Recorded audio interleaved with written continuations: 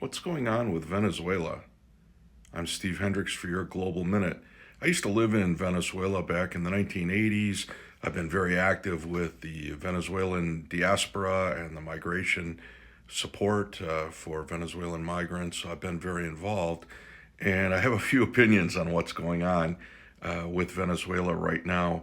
There are 12,000 U.S. military deployed to the Caribbean at this point. The world's largest aircraft carrier is based there. It is not enough to invade Venezuela. We're not going to invade Venezuela.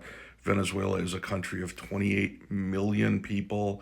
The Venezuelan military, if you add the army with the militia, it's 300,000 people with ability to scale up.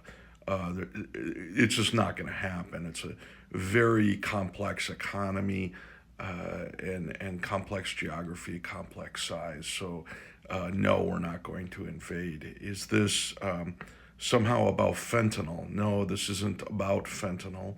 Fentanyl comes from precursor chemicals, which come from China and India, and they are sent mainly to Mexico, a little bit to Canada, and brought in across the border through that way. So this has nothing to do with fentanyl.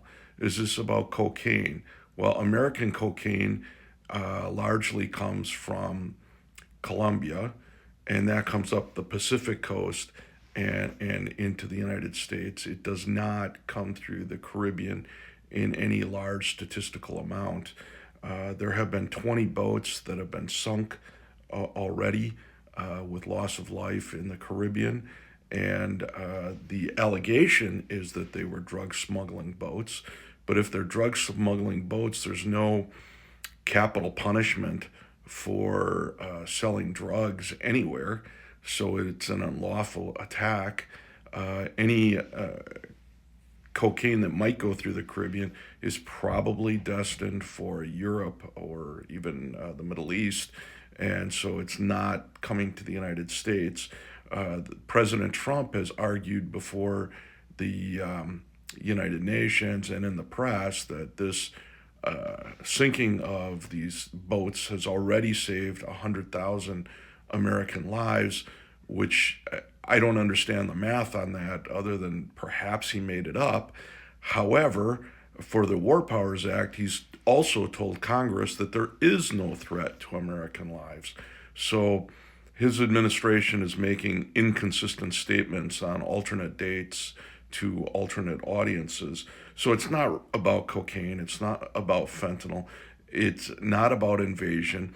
Is it about Venezuelan oil? Venezuelan oil is very dirty oil. It's not. It's very expensive to produce.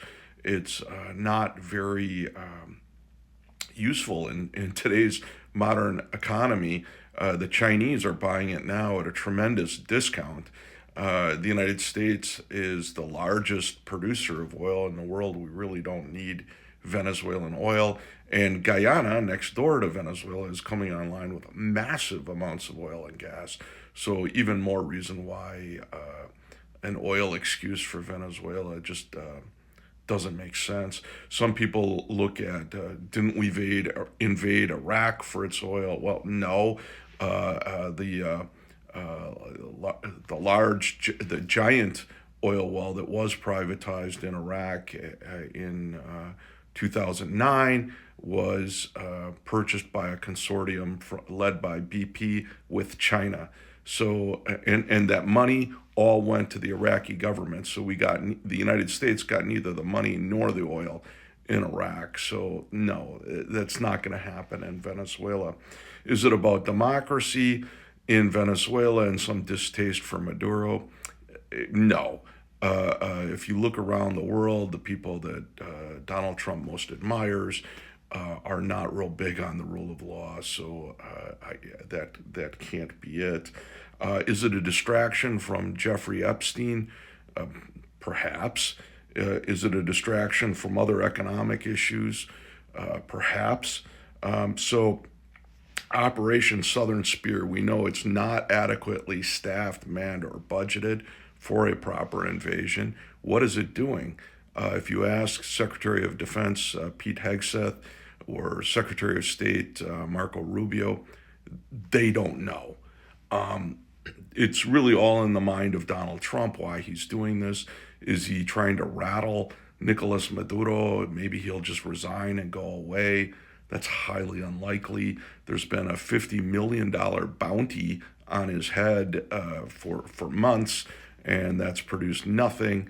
So you have to remember that years ago, there may have been people who could have done a coup in Venezuela and removed him, but all those people have been purged, and the top brass now are really involved in the corruption, and so they are part of the problem in Venezuela. It's going to be very hard to find some white hat who can step forward and do this in the name of some greater good for democracy.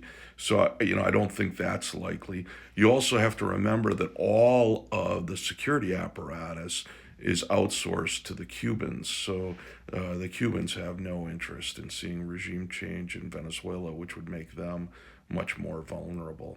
So probably what we have is a colossal waste of money, a lot of sound, a lot of fury signifying nothing. Maybe something comes of this, probably not.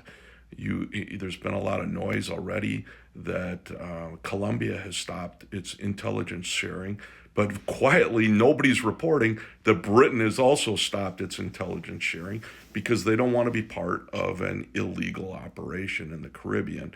The Germans, the French, the Brits, the EU have all asked the United States to please reconsider its actions in the Caribbean and return to the rule of law and respect for international law. This is amateur hour, and it's on display in the Caribbean today. I'm Steve Hendrix. This has been your Global Minute.